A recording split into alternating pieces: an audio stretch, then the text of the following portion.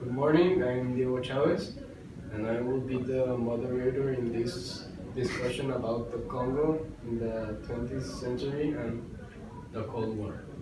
Here we have today Leonardo Luna and Armando Ledesma. Morning. Now we can start. To begin the discussion, Leonardo, can you tell me a summary of the Congo in the 20th century? Yes, with pleasure. So the events that happened in Congo, it all started before the 20th century, in about the 1870s, where the Belgian Empire wanted to colonize African territory, especially the Congo, because it is a nation with great resources. So slowly but surely they were colonizing the Congo, and in 1908 the Belgian king Leopold II told the Congo they will become a Congo free state but under the Belgian rule. So for about 40, 50 years they were under the Belgian rule, and then a guy named Patrice Lumumba did not want to be under the Belgian rule. So he started to do nationalist movements against the Belgian rule.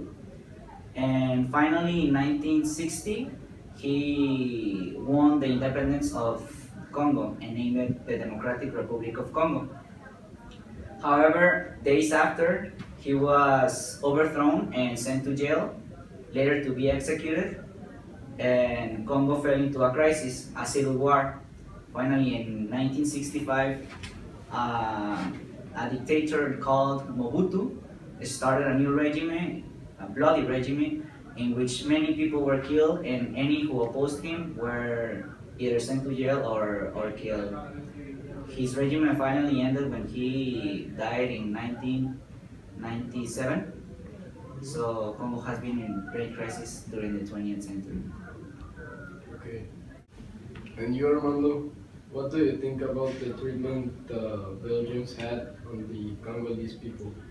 Well, after the Belgians achieved the full colonization of the Congo, they promised the Congolese people that if they worked with them Belgians, it would be better for them. But this was not true because the Belgians wanted the Congolese to work as slaves for them.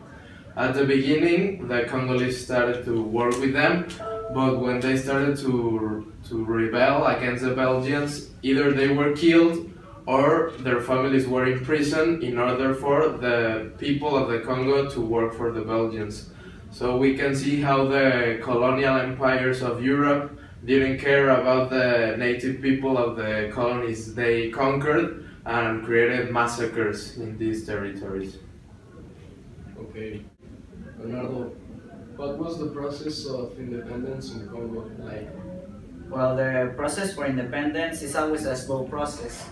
Especially, we have seen it throughout history that every independence is a slow one, and this was not a special case since 1908, when the Belgians stated the Free Congo State in under the Belgian rule in Congo. People were started sensed that their liberty was cut off.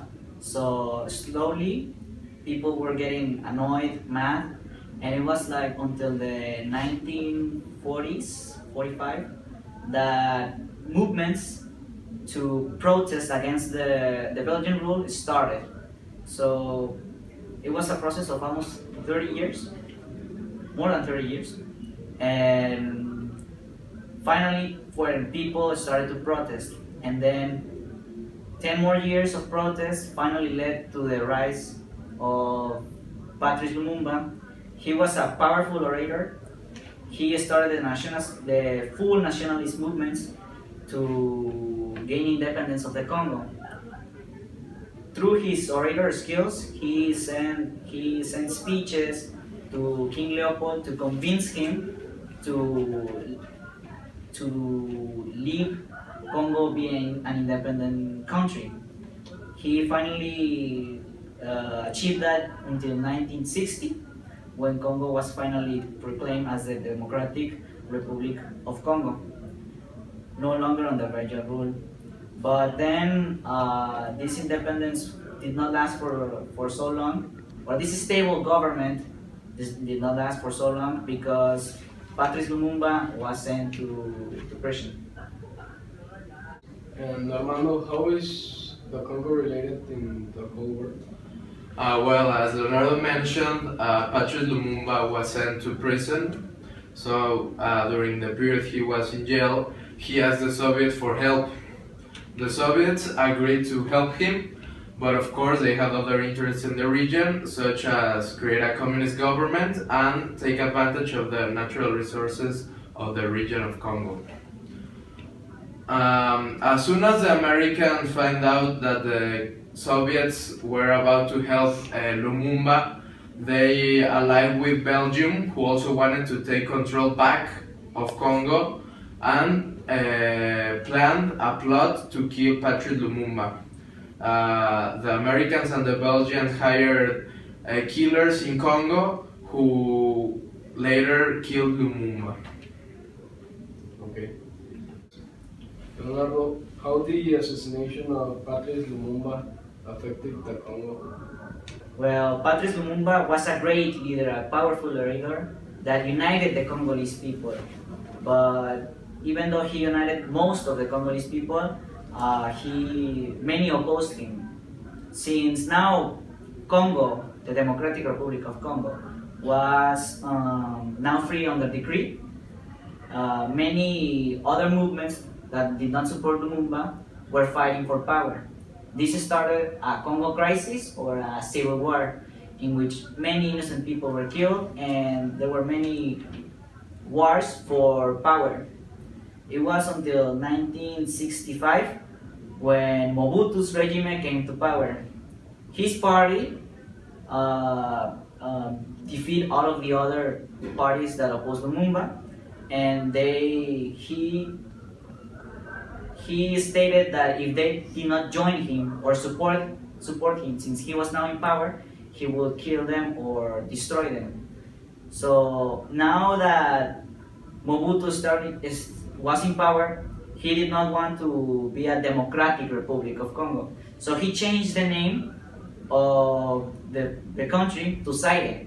So now the Congo was called Zaire, since it was no longer democratic because it was under the regime, under the dictatorship of Mobutu. So that's how it happened. Okay. As we've seen, the Congo in the 20th century, it wasn't a stabilized country. There has been many leaderships, stables, and being bad with all the Congolese. But Armando, how this affected the Congo today? Well, after Mobutu's leadership came to an end in 1992, the Congo, now renamed again Democratic Republic of Congo, didn't have any stable government, and this can be seen until these days. Congo is a country that has many poor people, that has corruption in its government, even though it's supposedly democratic. Its economy is not going well, even though all the natural resources they have, such as diamonds, and it's still in the interests of other nations, and mainly the United States, who wants to take control of the bad situation in the Congo and wants to take all of the resources from them.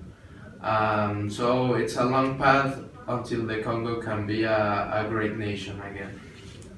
Okay, this has been the end of the discussion. Thank you for being here. Thanks.